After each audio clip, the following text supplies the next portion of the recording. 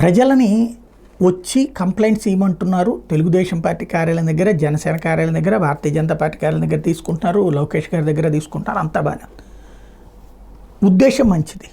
కాకపోతే వస్తున్న ఫిర్యాదులు ఏంటి ఇవన్నీ అర్థమవుతున్నాయి కదా. అయితే అది పక్కన పెడితే అసలైనటువంటి అంశం, చర్చకి రావాల్సినటువంటి అంశం ఏంటంటే, ఏదైతే ఇప్పుడు ఈ ఎదురవుతున్నటువంటి అంటే యోగి ఆదిత్యనాథ్ని చూడండి, ఎవ్వరు అక్కడ ఎగబడరు.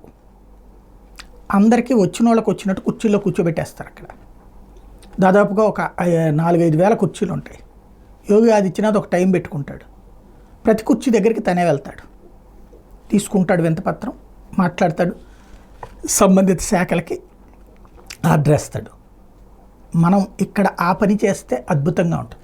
ఇక్కడ ఏం జరుగుతోంది, వింతపత్రాలు ఇచ్చేటటువంటి సమయంలో మళ్ళీ అక్కడ రికమెండేషన్లు ఆపేటటువంటి పరిస్థితులు, తొక్కిసలాట్లు గోల లేకుండా చూడటం కోసం మళ్ళీ లోకల్గా ఉన్నటువంటి పార్టీ వాళ్ళతో ఎవరితో ఒకరితో మాట్లాడి ఇప్పించుకునేటటువంటి వ్యవహారం. వాస్తవంగా గ్రౌండ్ లెవెల్లో ఉన్న అధికార యంత్రాంగాలు పనిచేస్తే ఇక్కడికి రావాల్సిన కర్మే ఉండదు.